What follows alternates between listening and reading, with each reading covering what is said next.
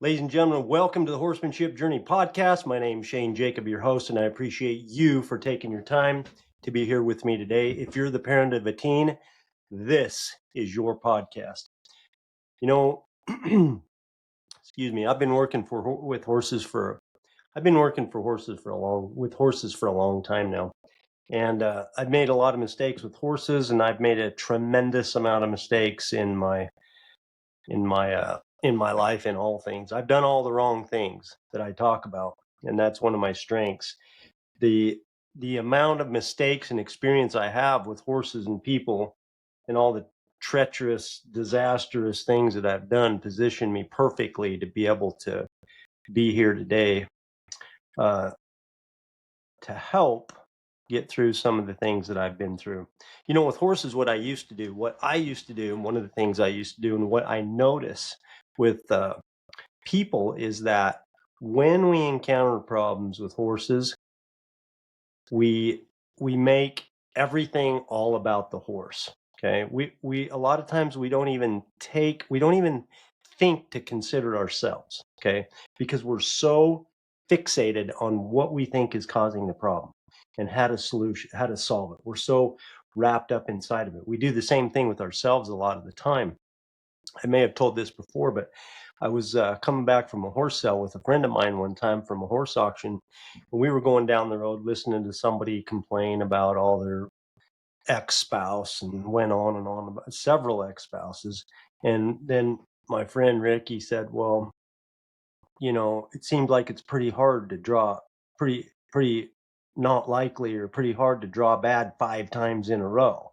You know, and the point is that this person could just not see that all of these problems that kept reoccurring in all these marriages might have a little bit of something to do with himself. It's interesting what I heard today. This is also, what we do with horses that demonstrates the same thing. I was at the saddling a horse to take into the round pen, and we had some other people here. Another individual and a couple of people were in the round pen with a horse, and I wasn't really paying attention to what they were doing. And they came out as I was saddling this horse, and the guy said to me, he said, this horse won't listen to anything I do. Do you take trade-ins here? I've about had it with this horse. And then I listened to him for a little while and made a comment, and he was kind of joking. But then again, at the end of it, he said, you know, this horse, my daughter listens better than this horse. And he was kind of upset also, and he just kind of left. So when I listen to the language and I listen to the words and listen to what people think about when they encounter, when a horse won't do what they want it to do, what the focus is, right? In this instance, the focus with the guy that was in the round pen, his focus was totally on this horse has a problem, right? And the focus is always outside. It's out there somewhere, right? And we've talked about a lot of this. The first thing that usually with horses that we do, we try to figure out, well, he won't do what I want. How am I going to get him to do what I want him to do? So then we start thinking about all the things, right, that are out there. We start thinking about, you know, the saddle and the bridle and his shoes and the dirt in the round pen and this and that and his diet and the chiropractor and a specific supplement, and maybe he doesn't like the bit, and you know, all of these different things.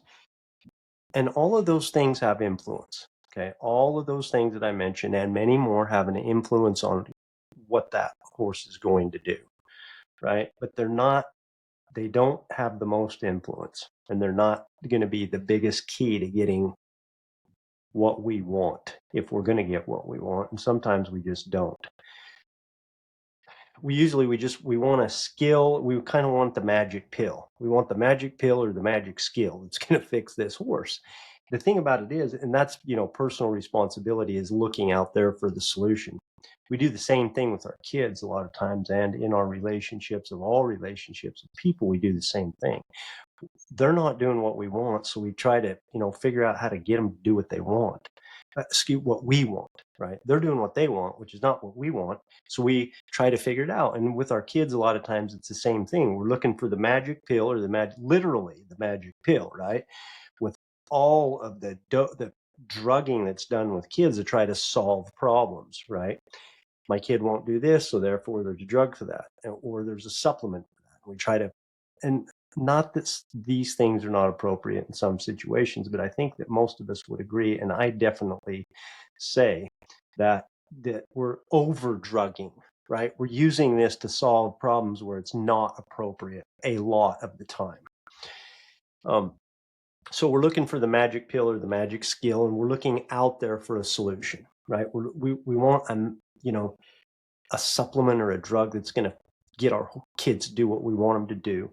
Or we're looking for, well, maybe if I use this strategy and put this thought into his mind or her mind, or had this schedule, or this, went at it this way, then they're going to go at it, the skills and everything. There's things, all of the things, it's the same as the horse, right? The saddle and all these things, and the schedule and the skill, we all have to do that to be able to, those are all important in making progress towards our desired results. The thing of it is that we're looking the wrong direction. Okay.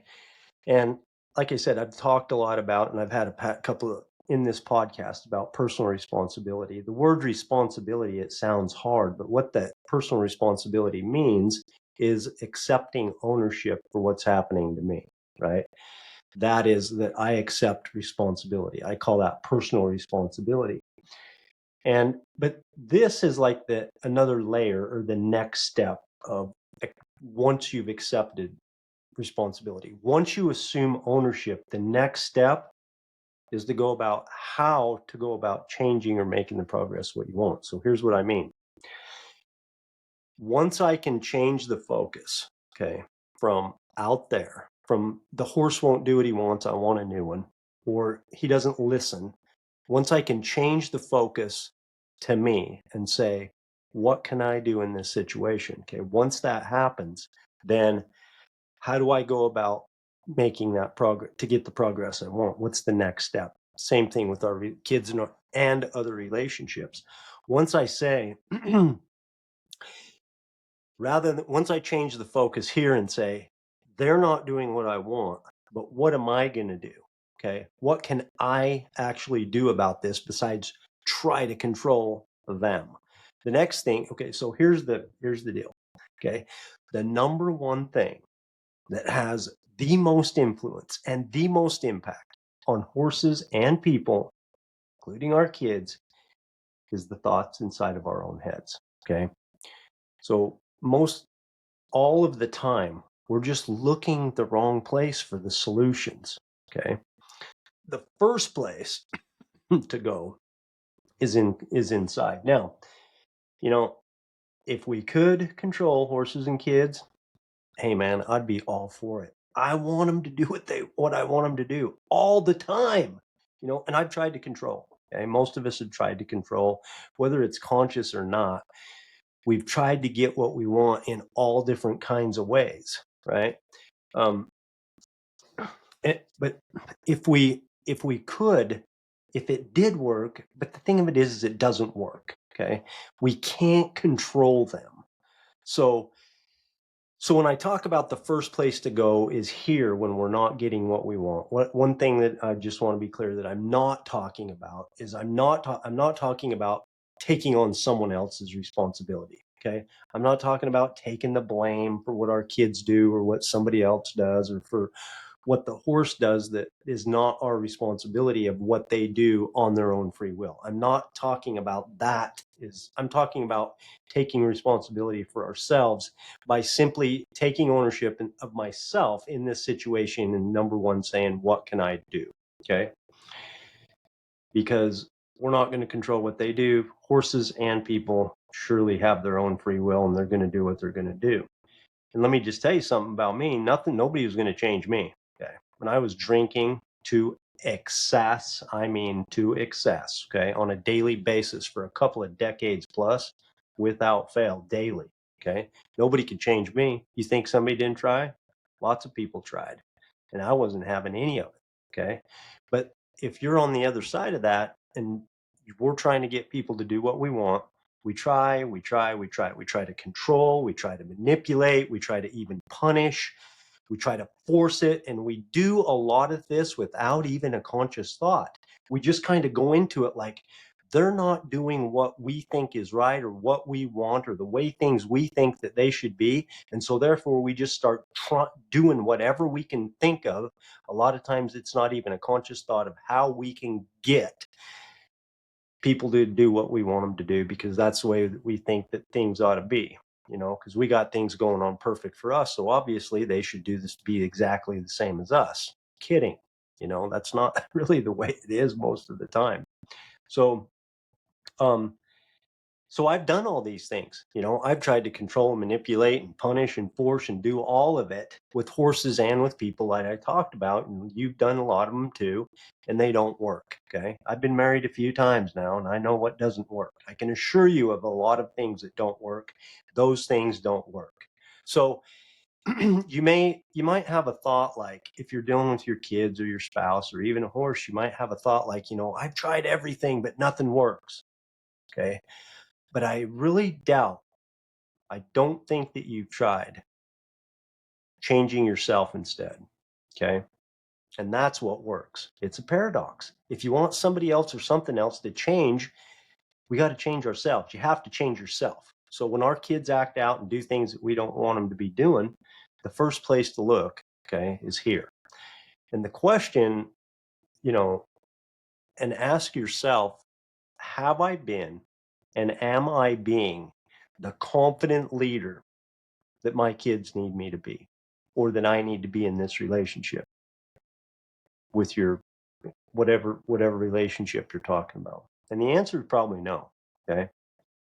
It probably might be no. And that's okay. The foundational principle of the horsemanship journey is that the solution that you desire is within. That is the foundational principle of the horsemanship journey. So when things go wrong, okay, we know they're going to go wrong. We're going to make that be okay. When things go wrong and we want someone to act differently, there's three questions. There's three questions to ask yourself if you want the best outcome. Okay. The first one we've talked about, which is to assume ownership. First question is once I've changed the focus, I ask myself, what can I do? Okay. That's step one. That's the first question. The next question is the next question for ourselves is am I happy? Am I happy with and am I proud of how I'm showing up in this? Okay. Am I acting on purpose? Am I acting intentional? Am I showing up like the human being that I want to be in this right here, right now? Or ask yourself, how do I want to show up in this in preparation to show up for it? Right. So the second question is how do I want to show up in this? And to get crystal clear on that, what do I want to look like? What does the confident leader that they need me to be look like? Okay. The third question, this is a forethought. This is the forethought. Okay. Hopefully before. Now, if you've already reacted, then you can go back and repair and fix this. It's not, then you can come back and ask yourself the three questions. So it's not too late. You didn't destroy life. You're just a human being if that's what you did. So if you've already, done something that you wish you wouldn't have, or you did something that didn't work, or you've tried controlling, you're in this, or you blew up or whatever, you can go back. This is also how you repair. You do these three questions. First of all, what can I do? Second of all, how do I want to show up in this? Okay. And here's the third question. This is a big one. Okay. Am I coming from a place of unconditional love? Okay. Am I coming from a place of unconditional love? Now, you don't have to agree with somebody to love them unconditionally. Okay. It's not that I have to accept what you're doing. I just have to accept you. I don't have to give in. I don't have to like what you're doing. I don't have to do any of that. The only thing that I need to do is fully accept you and fully love you unconditionally. That means regardless of what you're doing, I love you 100% as a human being or as a horse. That for horses also, okay? Because if we're not coming to horses and people with love, good luck on getting what we want. So a lot of times, I hear a lot the idea of love and humility being kind of caving in, right? Or letting people run over us, or more humility than love, but it's none of that. Humility and love is the ultimate strength, okay, that comes, it originates from a love that we have from ourselves. So the more that you develop yourself is the more that we're going to be able to have this unconditional love, because it's actually a neural pathway. It's a pattern in our brain that we can develop. So a lot of times love might sound like, no, I love you. No, I love you. Here's the consequence. I'm going to be with you in the sadness of you suffering this consequence as far as our kids, but I love you. No, that's what love might sound like a lot of times. Having unconditional love and having the awareness and taking the moments that it takes to ask these 3 questions before we bulldoze into something, it takes some serious awareness. Okay. And it's a habit and it's a skill. If if you're if you're addressing these problems and you can say to yourself, this is how I want to show up in this, and I am coming from a place of unconditional love, then it's time, you're in a position to make good choices to move forward. So that's where you want to be to get the best result. Now, here's the deal.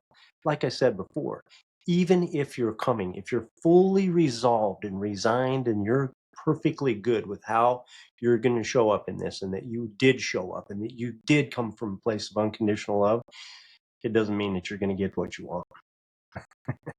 They still have their own free agency.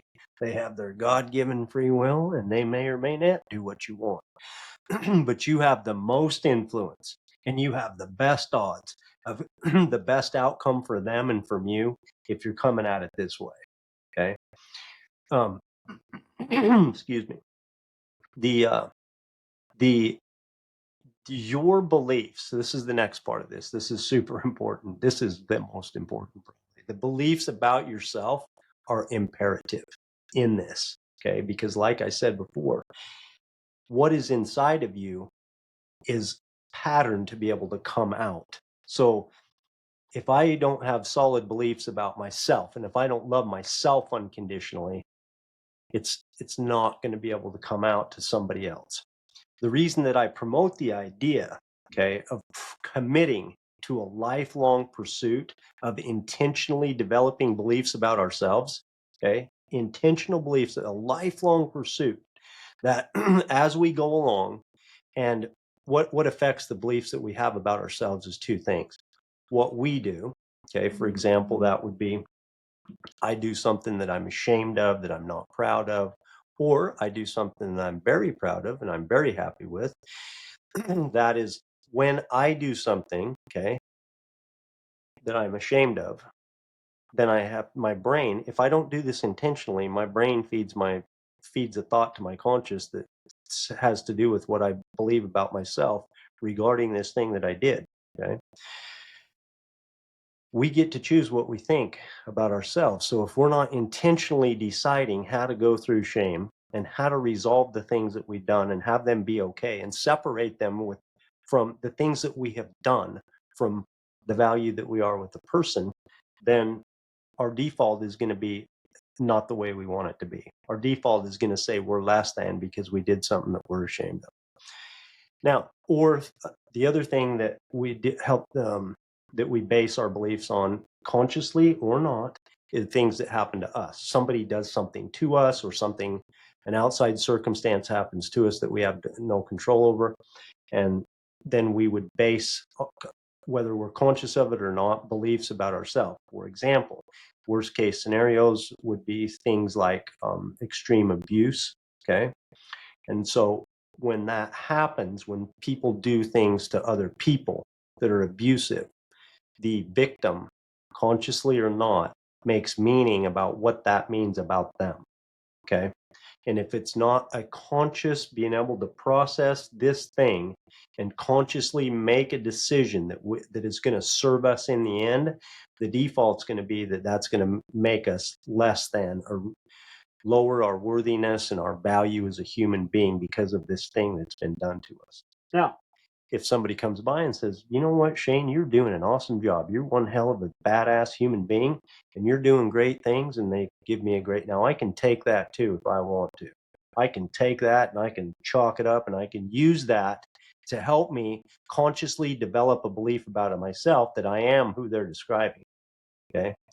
So the reason, okay, that I believe that it is imperative to commit to this pursuit of developing intentional beliefs about ourselves for our lifetime is so that we have the ability, that we have developed these thought patterns and these neural pathways, I guess, into what they call them, inside of our brain so that it can come out to the people that we love. Okay, that's why. So this is the reason to love yourself, okay, so that you can love other people. And this is why I don't say it's a good idea. I say it's our responsibility and our duty as human beings to commit to this so that we have the capacity inside of ourselves to love and give to the people that we deeply care about, and so that we can make our contribution and our mark to the world that we were destined to make. For without it, we cannot. Myself, I have had better results with people, and I've had less, and with horses, by the way. With people and with horses, I've had better results. I've had less frustration. I've had more cooperation as I've purposefully developed beliefs about myself. And I've seen this in people again and again. Okay. And as I've learned and I continue to learn, I don't have all those stuff mastered, right? It's an ongoing deal.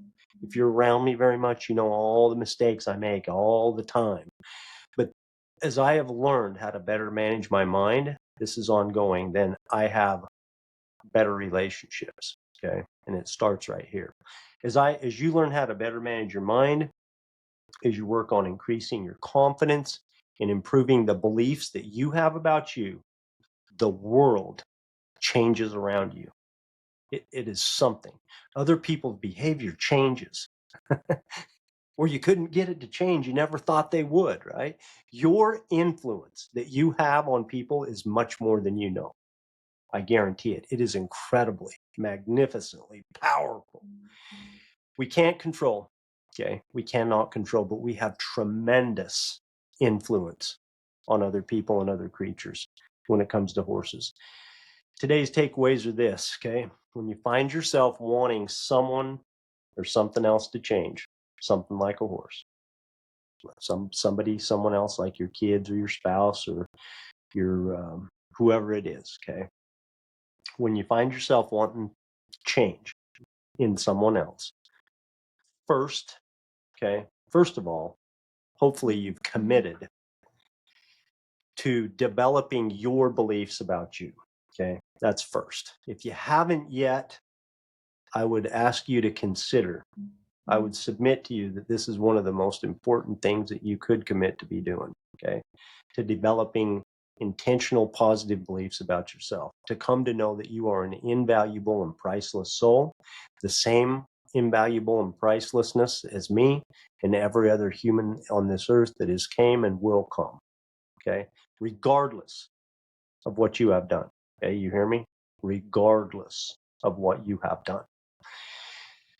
Now, that if I'm working on me, okay, which is all I can do is work on me and what I believe about me.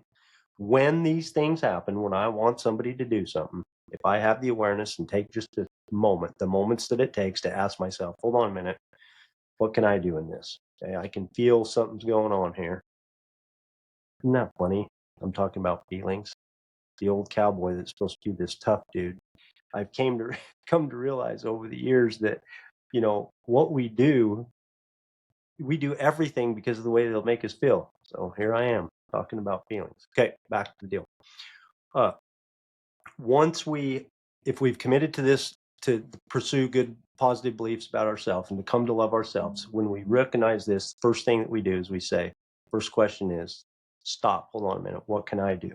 Okay, that's that's one. Second is, how do I want to show up in this? Okay, how am I happy? Am I going to, how, what am I going to be proud of? Okay, what am I going to look back on and say, hey, this is the way I wanted to be in this? Okay.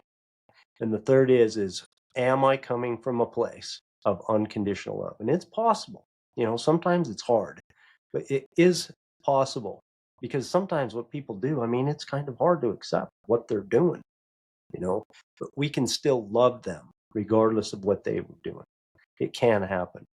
So, like I said, even though you go through this process, you're not always going to get what you want, but you'll have better results, and you will continue to feel better inside yourself and about you. Okay. Hey, thanks for being here. And remember, beside this podcast, we have several other free resources for parents, like the Country Code and the You Are Destined for Greatness weekly video that's all available at thehorsemanshipjourney.com. Remember, you cannot fail if you don't ever stop chasing it.